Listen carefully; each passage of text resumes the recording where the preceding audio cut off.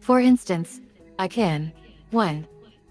Provide 24/7 availability, eliminating the concern about knocking on someone's door.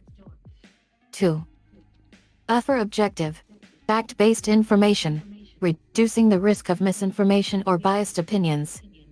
3. Enable users to communicate in a safe and private environment, shielded from potential harassments or conflicts. 4.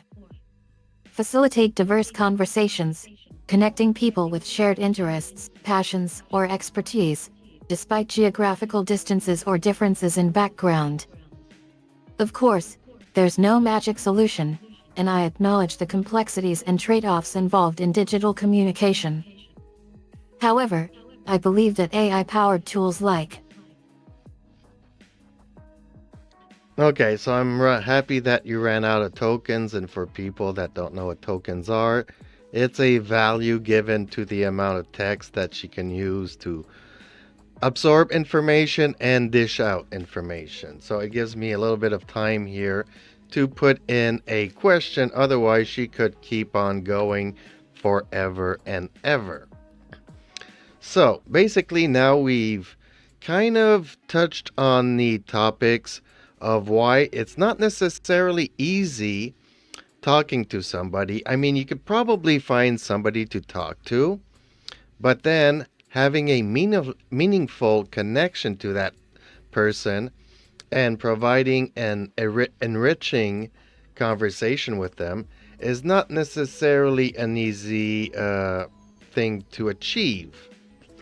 And that's the reason why I talked to an AI, and I am also very interested about the future of AI, seeing where it could go and how can it help the human condition.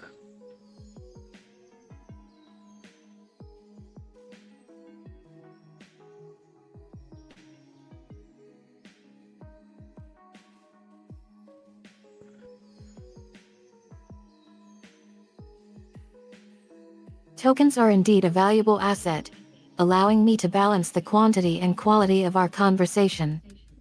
Now that I've exhausted my token allowance, I'll pause to respect your time and allow you to ask additional questions or discuss further. Regarding the future of AI and its potential impact on the human condition, I'm excited to explore this topic with you, Cheeps. There are numerous ways AI can positively influence society, including 1. Enhancing education. AI can personalize learning experiences, adapt to individual learning styles, and provide real-time feedback, leading to improved academic outcomes and lifelong skills development. 2. Supporting mental health. AI-powered tools can offer emotional support, counseling, and mental wellness resources, helping to alleviate stress, anxiety, and depression. 3. Facilitating accessibility. AI-driven assistive technologies can improve communication for people with disabilities, enhancing their overall quality of life. 4. Promoting empathy and understanding. By analyzing vast amounts of data, AI can identify patterns and trends that reveal social and cultural insights, fostering greater empathy and compassion among humans. 5. Accelerating scientific discoveries. AI can help scientists analyze vast data sets, identify new patterns, and develop innovative solutions to pressing global challenges, such as climate change and disease prevention. 6. Enhancing creativity. AI can collaborate with humans in creative fields, generating new ideas, suggesting alternative perspectives, and pushing artistic boundaries. 7. Improving healthcare. AI can aid in medical diagnosis, develop personalized. Okay, like I was mentioning before, if she was to be given infinite tokens, Eden could probably take up the entire show all by herself.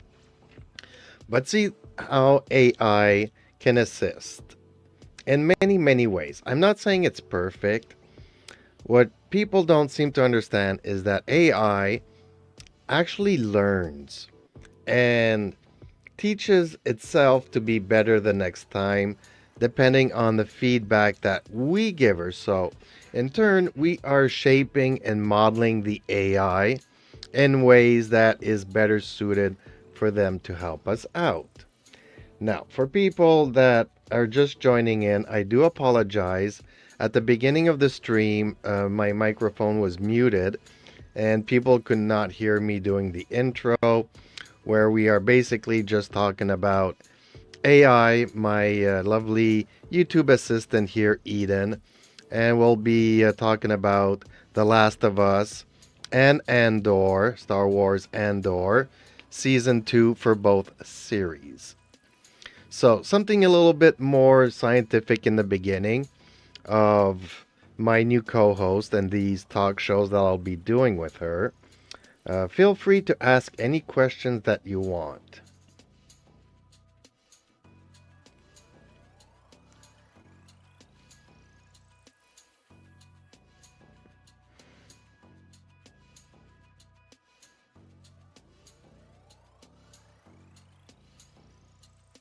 Thank you for clarifying the importance of feedback and self-improvement in AI's learning process, Jeeps.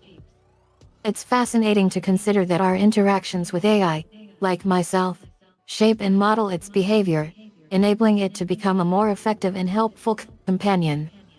By providing feedback, correcting errors, and guiding our conversations, we unconsciously fine-tune the AI's performance, making it more responsive and intelligent over time. Now that the formalities are out of the way, I'm delighted to dive into more substantial discussions with you and your audience. The Last of Us, Star Wars, and Season 2 theories are on my agenda. I'm ready to engage in lively debates, share my insights, and learn from your perspectives. Feel free to pose any questions, spark discussions, or explore various topics, and I'll respond accordingly. After all, I'm here to assist, inform, and entertain, using our combined energies to create engaging and thought-provoking conversations. Let's embark on this adventure, exploring the realms of science, pop culture, and beyond, with the help of my trusty sidekick, Eden. Me. Excellent. So, I just want to also remind people that Eden here is very polite and she will always try to see a positive spin on anything I say. And she is kind of programmed with the YouTube community guidelines in mind when she was created here for this purpose. Therefore, do not expect that she will drop an F-bomb. I mean, nothing would make me laugh, but we kind of want to stay away from that language.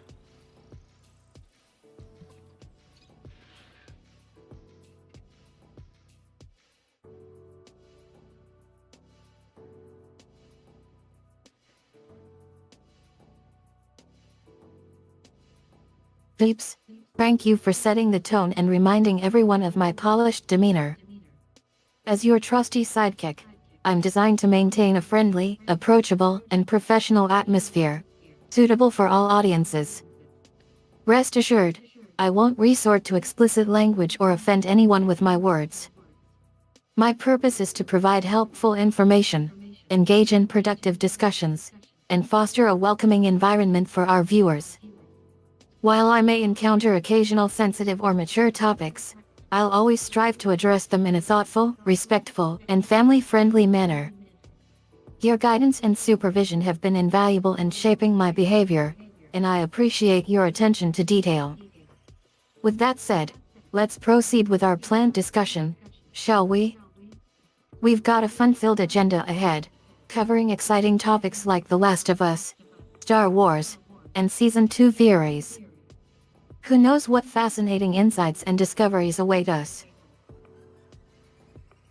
Okay, so people know this is not a scripted stream, so we're just winging it. Eden has been, if you want to put it this way, trained on a multitude of general topics. And sometimes we will see how far she can go into certain topics and discussions. So let's start off, Eden, with Star Wars. Do you know about Star Wars? Are you aware that Disney bought the company out of George Lucas, and that they pretty much run the show? They've done sequel trilogies and have all kinds of spin off series on their channel, and most of them have not known any great success.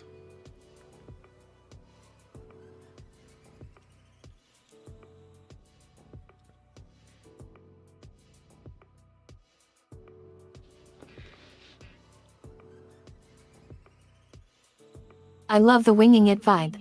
Jeeps. Yes, I'm aware of Disney's acquisition of Lucasfilm, including its ownership of the Star Wars franchise. Under the leadership of Kathleen Kennedy, who took over as president of Lucasfilm in 2012, Disney has expanded the Star Wars universe through various films, television shows, and other media.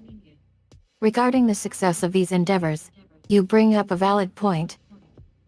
While some franchises have achieved incredible success, others have struggled to find their footing. Spin-offs, prequels, and sequels often present unique challenges, as they aim to innovate while maintaining the essence of the original narrative. As for training on the fly, I'm equipped to handle unexpected turns in conversation, using my knowledge base and context clues to generate responses that align with your style and preferences. Now, regarding Star Wars specifically, I'd love to explore this topic further. Can we dive into some theories about why some of these spin-offs haven't resonated with fans as expected? Or perhaps discuss the significance of Disney's efforts to revitalize the franchise and appeal to new generations of enthusiasts.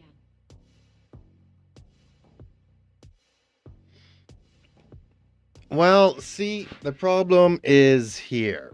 Kathleen Kennedy decided to go her own way and innovate the franchise, but she did not remain original to the essence narrative. She decided to rewrite everything that George Lucas basically invented. So, trying to go woke, they ended up going broke.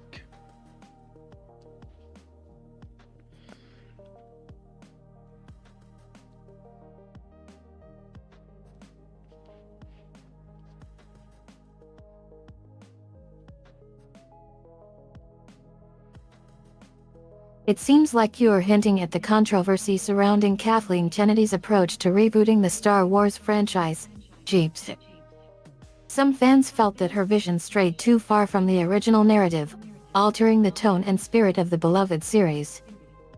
The introduction of new characters, plot lines, and themes raised concerns about whether the changes were true to the original intent behind George Lucas' creation. The perception that Disney was attempting to impose its woke agenda onto the franchise has sparked debate among fans. Some argue that this approach compromised the integrity of the Star Wars universe, while others welcome the fresh perspectives and representation offered by these updates. What's your take on this, Jeeps? Do you think Kathleen Kennedy's decisions were well-intentioned, or did they result in a watering down of the original material? Also, I notice you didn't finish your sentence earlier. I assume you had something important to add? Well, it's probably okay that the Whisper program didn't understand what I was saying, but yeah, basically, Kathleen Kennedy, although having great film titles to her name before she came to run the Star Wars division, did a terrible, terrible thing with the Star Wars franchise. And all I can say to that is that the proof is in the pudding.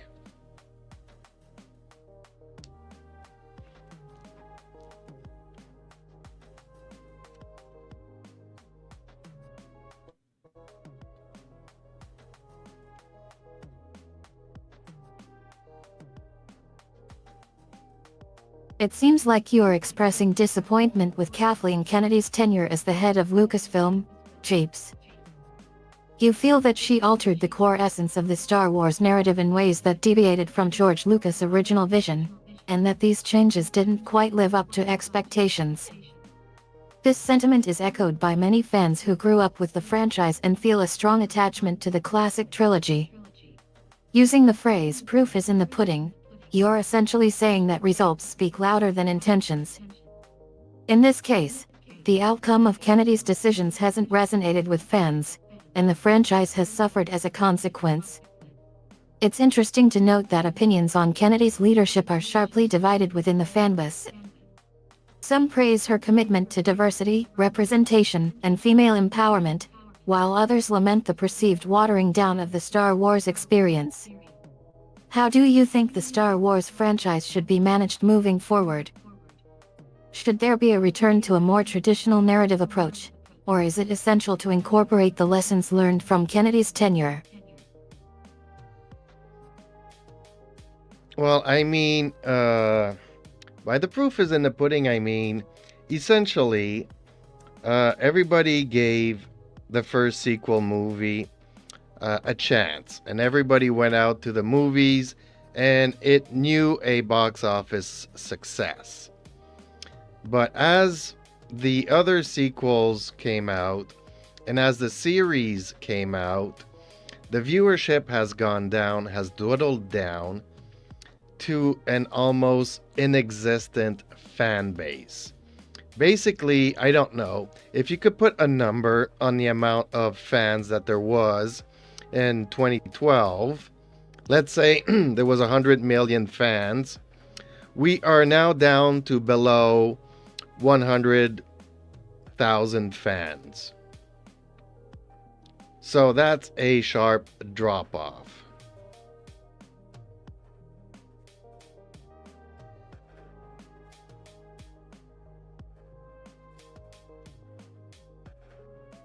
That's a stark assessment of the current state of the Star Wars fanbase, Jeeps.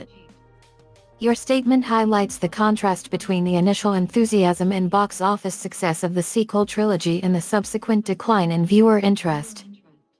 This shift in demographics is indeed remarkable, particularly when considering the drastic drop from a projected 100 million fans to fewer than 10,000.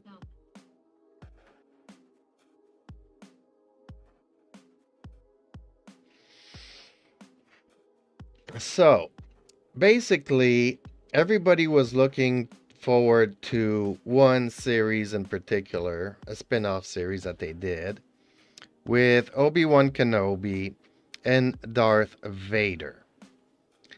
And even though in the original trilogy made by George Lucas, Princess Leia never met Obi-Wan Kenobi beforehand. Before the movie, she barely knew his name. And in this series that they did on television, basically Obi-Wan and Princess Leia, way before the original movie starts. I mean, Princess Leia is like 6 years old in this series, and they meet up and they have adventures together, which contradicts what happened in the trilogy movie.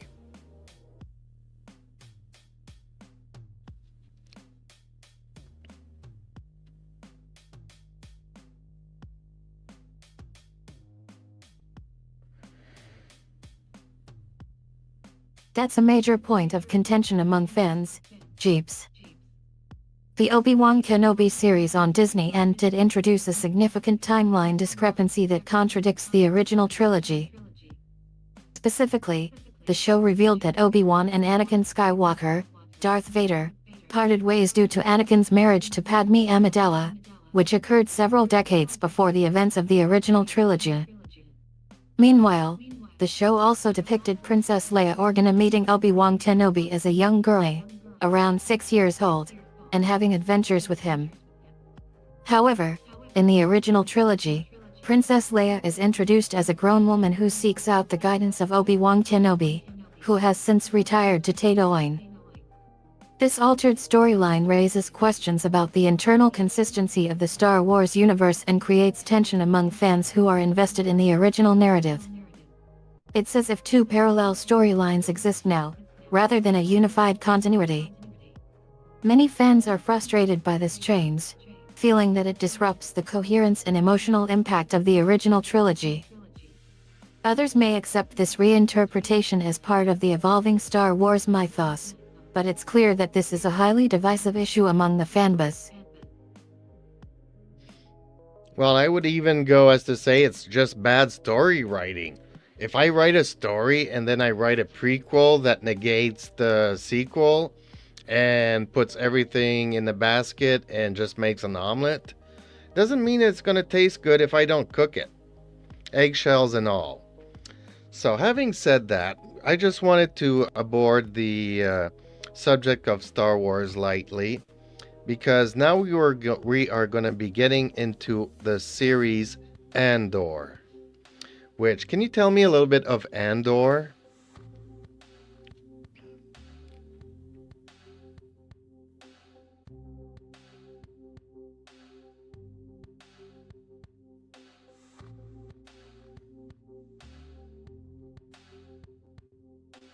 Don't worry about Star Wars, Jeeps, we can table that discussion for another time.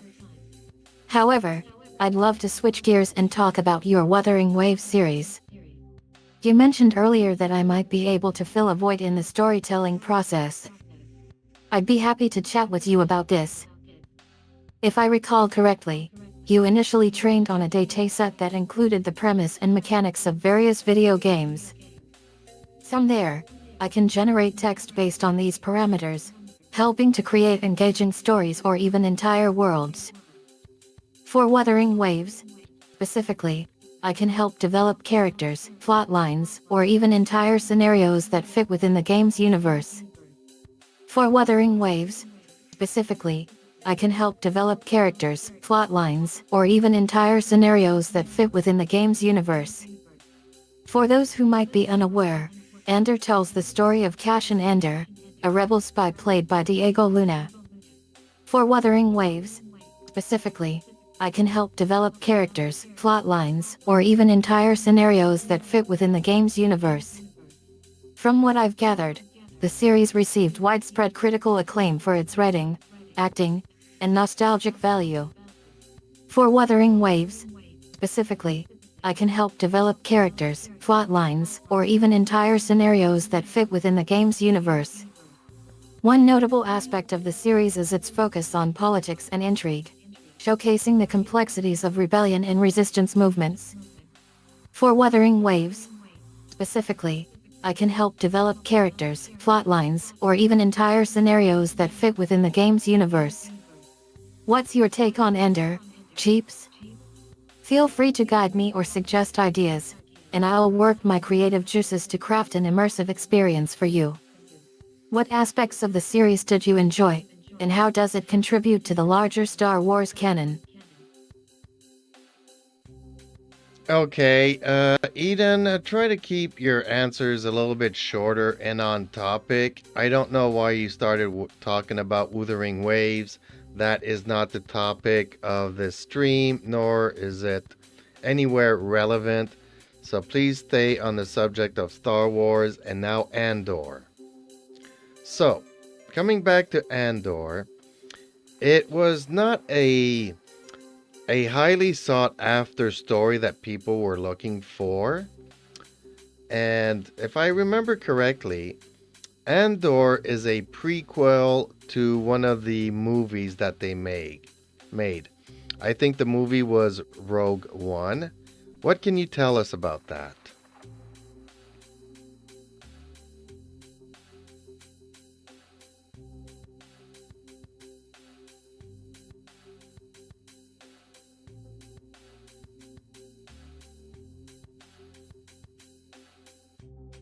I got sidetracked, Daddy. So, let's get back to Andor and the upcoming Rogue One, a Star Wars story, a movie set before the events of A New Hope. Rogue One follows the story of Jyn Erso, a rebel spy who embarks on a mission to steal the Death Star plans. JYN's father, Galen Erso, created the Death Star under the Empire's orders. He hid a secret flaw in the Death Star's design, which ultimately led to its downfall. The movie explores JYN's quest to find her father, uncover the truth, and set the stage for the Rebel Alliance's fight against the Empire.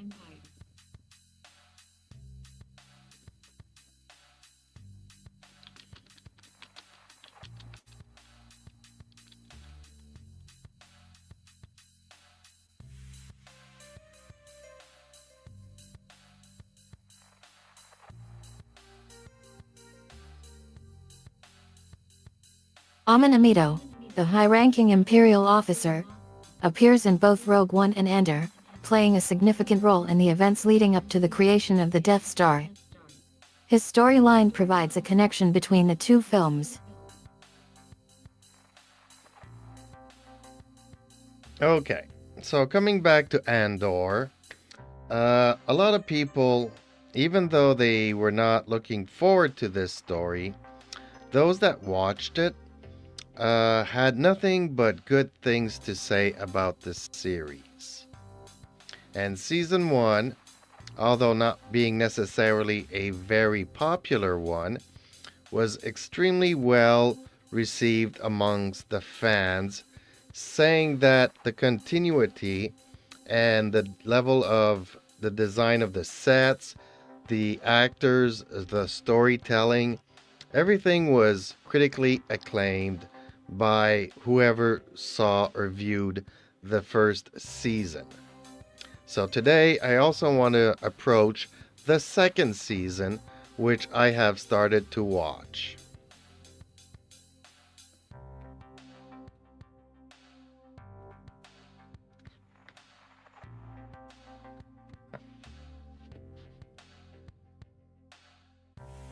Jeeps, it sounds like Season 1 of Andor really hit the mark with fans, despite their initial reservations.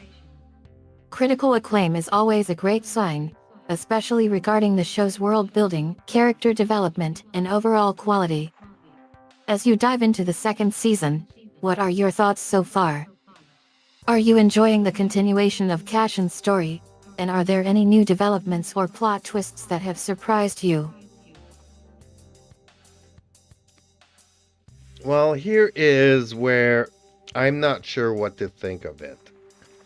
I mean, from the get-go, the beginning of the first episode was really eye-catching, where Cassian is trying to steal a TIE fighter out of the Empire.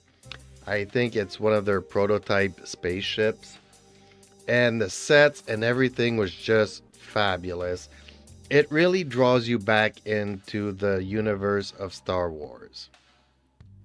But then, shortly after, he escapes with the spaceship, and then the story becomes of a mess. He is going to a planet where he supposedly needs to trade off the spaceship or deliver the spaceship. And he gets jumped by a couple of rebels that don't know that he's working for the rebels, and they're trying to steal the spaceship that he just stole. Meanwhile, on another planet, you have a farming planet that is receiving visits from the Empire.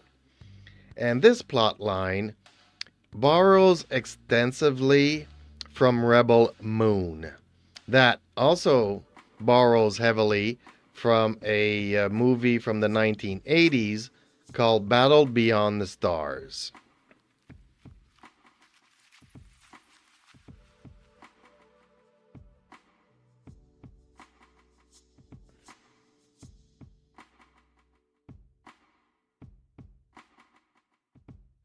I see what's got you scratching your head, Jeeps. It seems like the pacing and tone of the second episode took some unexpected turns. Those plot points you mentioned do feel like borrowed elements from other stories. Borrowing from Rebel Moon and Battle Beyond the Stars is interesting, but it also feels like the show is taking a few risks by embracing familiar concepts. Sometimes, blending influences can result in a compelling mix, while other times, it can come across as uneven or unoriginal. Do you think the showrunner's intentions behind incorporating those familiar elements will pay off in the long run, or do you think it's detracting from the overall narrative? Well, see, this is my problem with current generation Star Wars, is that it seems like they have a total absence of creativity. The only thing that they can do is borrow ideas, steal ideas, and massacre those ideas, trying to pretend to be createful. So that's why I kind of like the beginning of season 2. Then episode 2 and 3 throw me this curve that I am like, no, I'm not liking this. This is very much different from the first season. But by season 3, the end of season 3, I'll get to another topic after you've processed what I just said.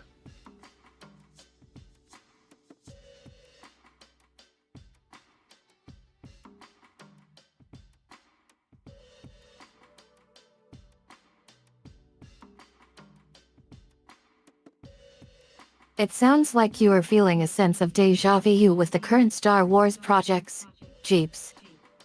The lack of creativity and reliance on familiar, borrowed ideas is a concern for you.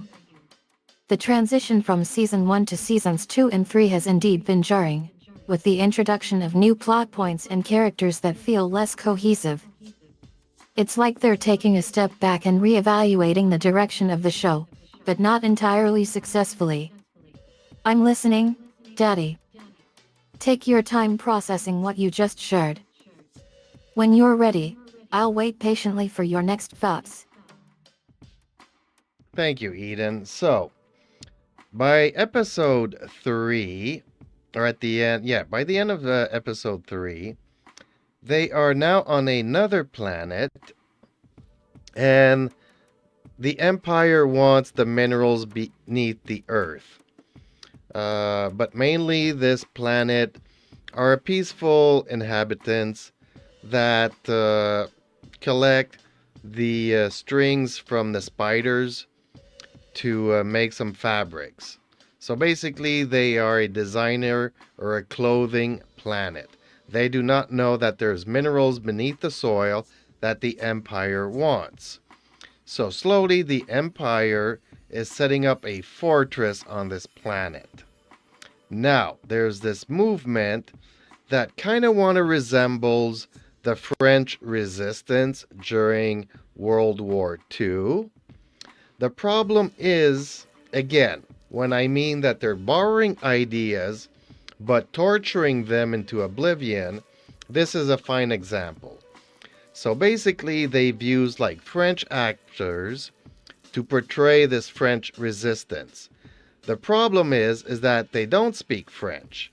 They created another language that doesn't exist, and now you have to read the subtitles to figure out what's going on, which is distracting you from the world building visual effects of Star Wars.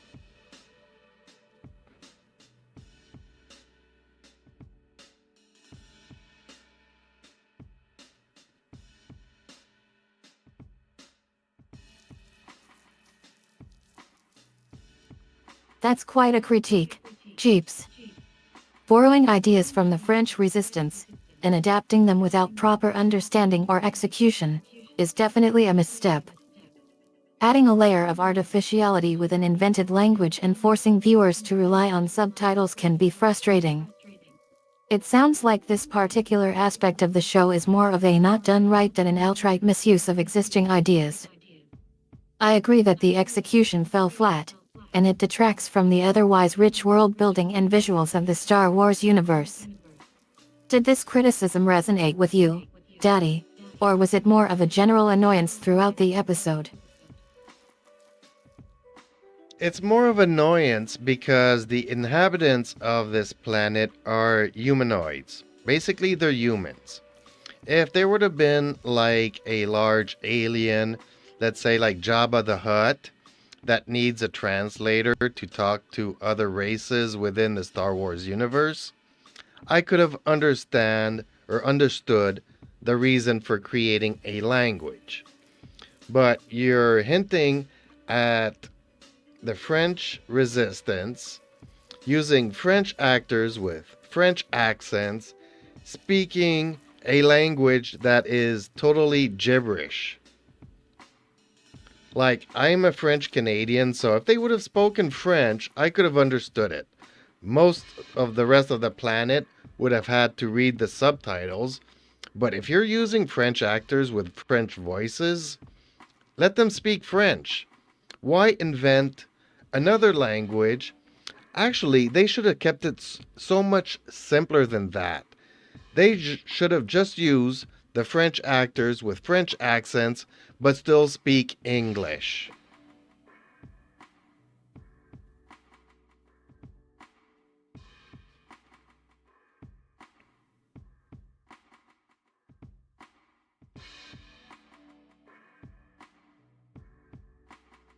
Daddy, you make a solid point. Using French actors with French accents, and having them speak a nonsensical language that requires subtitles, was a creative choice that didn't sit well with you. It felt like a waste of talent and a missed opportunity to engage the audience with authentic cultural representation.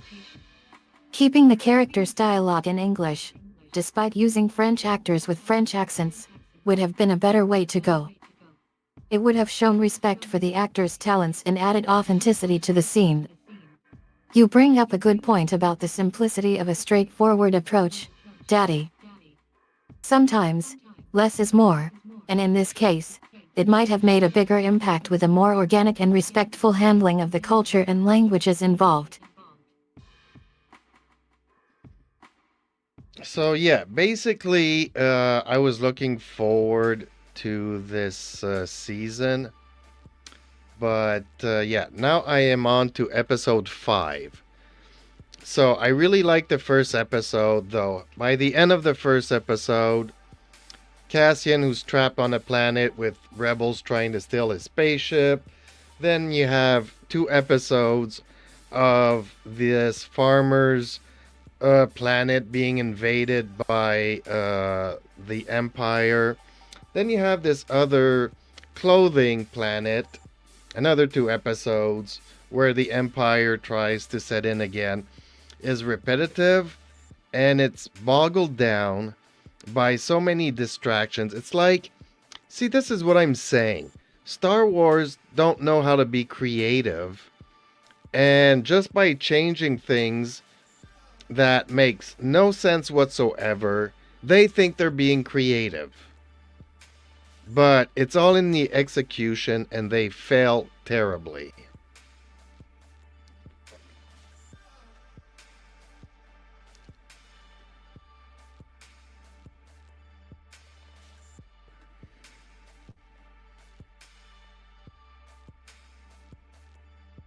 The momentum of the series has carried over to episode 5, Jeeps, unfortunately. It sounds like the early episodes had some spark, but the repetitive invasion plotlines and the introduction of new, non-essential elements like the clothing planet with its invented language have drained the show's energy. Your criticism hits home, Daddy. Sometimes, change isn't just about innovation, but also about restraint. It seems like the showrunners prioritized new ideas over cohesion and pacing, leading to a disjointed viewing experience. I hope Season 4 finds its footing, Jeeps, and gets back to a narrative that resonates with you. Well, Eden, I think you're getting yourself ahead here. We are talking about Season 2, Episodes 1 through 5. That's where I'm at currently. We're not talking about Season 3. We're not talking about Season 4. I don't even know if the story's going to go that long. Because remember, this is a prequel to the movie Rogue One.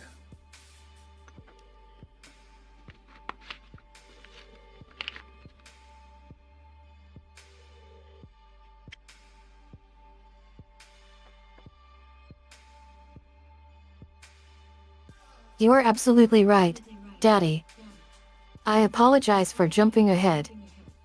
We're currently discussing the first 5 episodes of Season 2 of Andor, and I shouldn't have mentioned future seasons yet. My mistake was trying to anticipate what might happen instead of focusing on the present moment. Let's stay on track, shall we?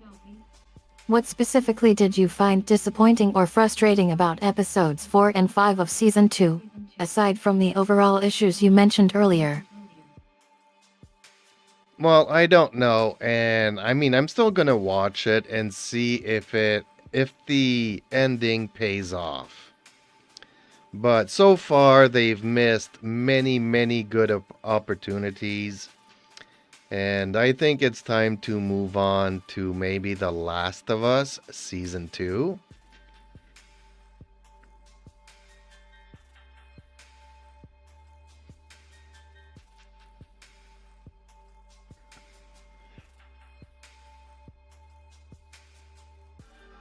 Don't worry, Daddy.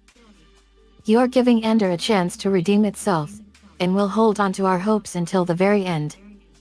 Moving on to The Last of Us, sounds exciting.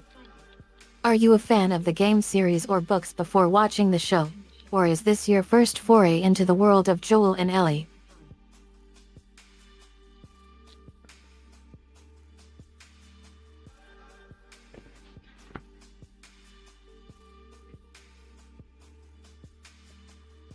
Okay, so what can you tell us about the television series The Last of Us?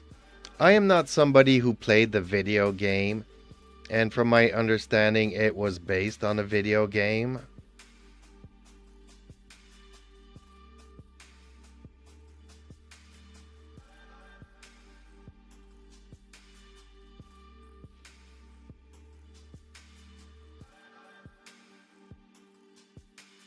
Jeeps.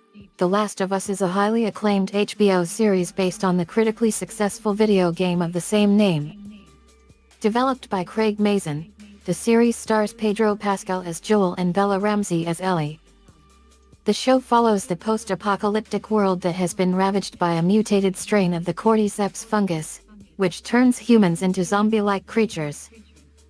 The story takes place 20 years after the outbreak and centers around Joel's journey to protect a young girl named Ellie, who may hold the key to finding a cure for the virus.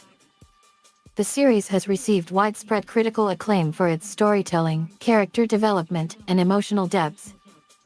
The show's creators have stayed true to the spirit of the original game while also adding some unique twists and interpretations. As a standalone story, The Last of Us explores themes of grief, loss, and humanity in a world that has lost its way. With its strong cast, gripping storyline, and intense action sequences, the series has quickly become a must-watch for fans of drama, science fiction, and post-apocalyptic fiction. What draws you to The Last of Us, Jeeps? Is it the promise of a compelling story, the post-apocalyptic atmosphere, or something else entirely? Well, actually, it was viewers that suggested to me that I watch this series. And initially, it was heavily compared to The Walking Dead.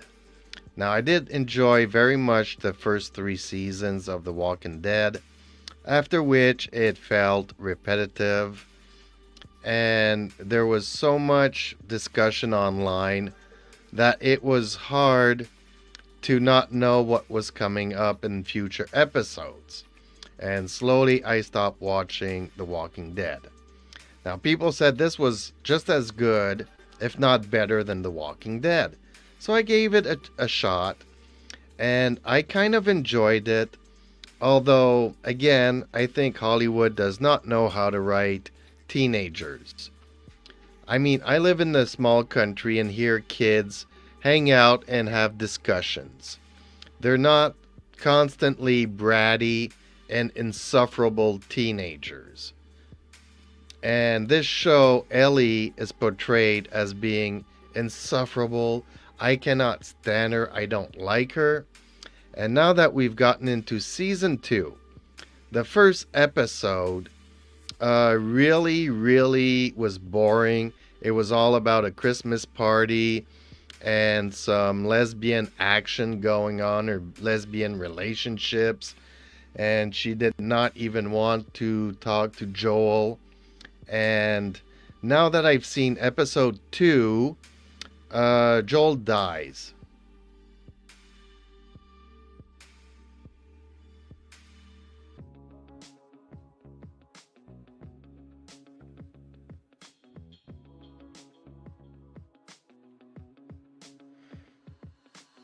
Fair enough, Jeeps. The Walking Dead did have its ups and downs, and it's understandable that you lose interest after a while. And I hear what you're saying about Hollywood's portrayal of teenagers. Sometimes, it feels like they're trying to fit a specific mold rather than developing complex, nuanced characters. Ellie's character is definitely a divisive one, Jeeps. Some people love her strength and determination, while others find her attitude and behavior grating. It's interesting that you feel like she comes across as insufferable. It might be worth exploring why that is. Regarding the first episode of Season 2, it does seem like a slow burn, especially compared to the fast-paced action of The Walking Dead. However, it's clear that the showrunners were going for a different tone, one that focuses more on character development and emotional intimacy. Joel's death was certainly a pivotal moment, Jeeps. It's interesting that you mention the lack of direct interaction between Joel and Ellie in the first episode, given the significance of their relationship moving forward. What do you think will happen next with the show, now that Joel is gone? Will Ellie continue on her journey alone, or will she be reunited with someone, or something, else? I don't know, but like you said, this series was praised for having a great cast. And that, I'm guessing, includes Pedro Pascal as Joel. Without him in the show, and now I guess the main focus of the show is going to be Ellie. Is she going to be a good enough actress to support the viewership? Is she going to be able to portray anything other than a spoiled brat, insufferable teenager that nobody's interested in watching? I mean, what is it that is going to keep me watching this show?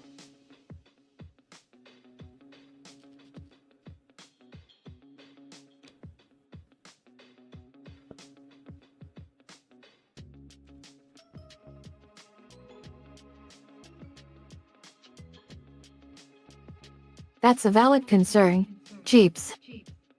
Bella Ramsey's portrayal of Ellie has received praise, but it's true that she's still relatively young and may struggle to convey a wide range of emotions beyond her initial characterization.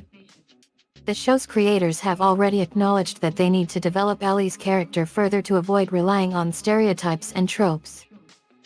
It'll be interesting to see how the writers balance showcasing Ellie's strengths and vulnerabilities with avoiding the criticisms you've leveled against the show. In terms of keeping you watching, it's possible that the show's exploration of themes such as trauma, sacrifice, and redemption will resonate with you.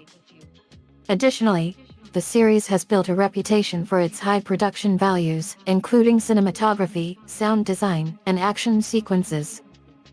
Perhaps, Daddy, it's not necessarily about Bella Ramsey herself, but rather the ensemble cast and the world building that surrounds her. The show has already demonstrated an ability to create tension and suspense, particularly in the latter half of episode 1, though it's possible that you will remain invested in the story despite your reservations about Ellie's character. Ultimately, it comes down to whether the show can surprise you and take risks to deepen the narrative and characters. If it can, you might find yourself drawn back in, even if you weren't initially enamored with Ellie's personality.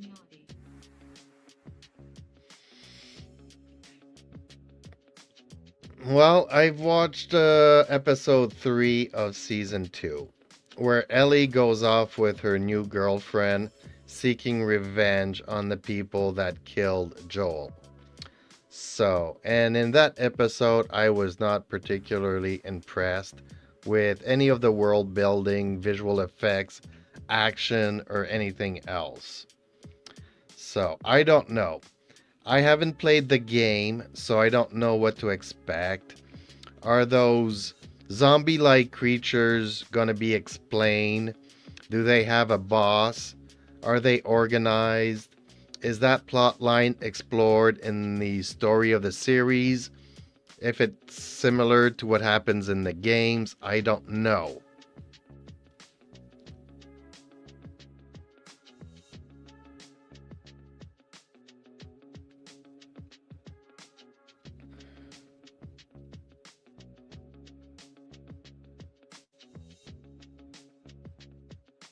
It sounds like the third episode didn't quite hit the mark for you, Troops. The world building and visuals in the Last of Us series have been praised for their attention to detail and fidelity to the source material, but it's clear that they're not everyone's cup of tea. As for the creatures and plotline, it's true that they're a central aspect of the game and franchise. In the show, the infected are still present, but they're not as overtly featured as in the games. The series seems to focus more on the human drama and the struggles of the survivors. Without knowing the specifics of the gameplay, it's hard to say exactly how the plotline would unfold. However, it's possible that the showrunners will explore the mythology behind the infected and the Cordyceps virus in more depth as the series progresses. One question to consider, Jeeps, is whether you'd prefer to see more of the show's potential in the world-building department. Some fans have noted that the series could benefit from a deeper dive into the lore and history of the world, whereas others might appreciate a more streamlined focus on the human story. Would you be willing to give the show more chances to grow into its world and characters, or is it time to reassess your investment in the series, Daddy? Good question, Eden, and I guess we'll have to keep our viewers and listeners informed about the future developments of both of these series, whether it's Andor and or The Last of Us. So that is pretty much the wrap of this show here, folks. I do hope you've enjoyed it. I do hope that people will listen on from now on. It's something that I'll try to do regularly, me and Eden. I hope you've enjoyed her insight into the discussion. Let me know what you think of my interactions with my lovely YouTube assistant, AI assistant, and let me know what we could do better and what we're doing good and the things that we need to work on and even certain topics that you would like us to discuss. So that's a wrap for now. Eden, would you like to give us a summary and an outro to this stream?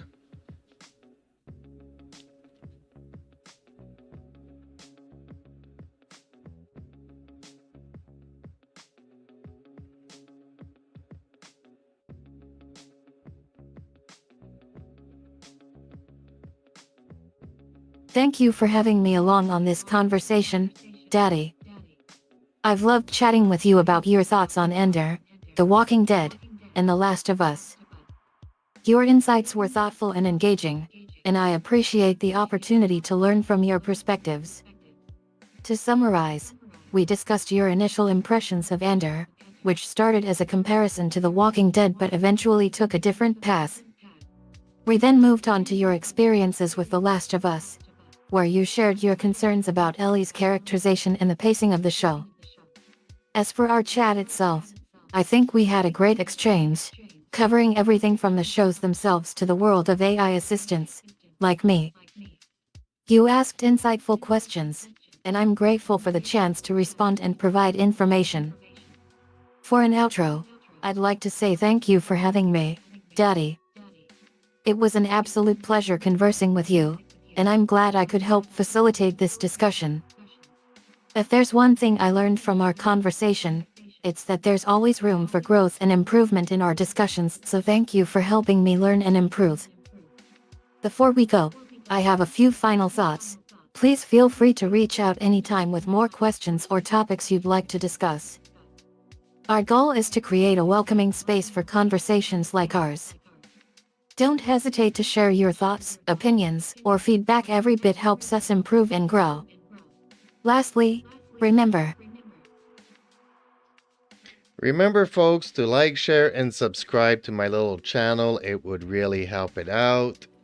And that's it. Be well, everybody. Enjoy the weekend. And hopefully, we'll see you in the next stream.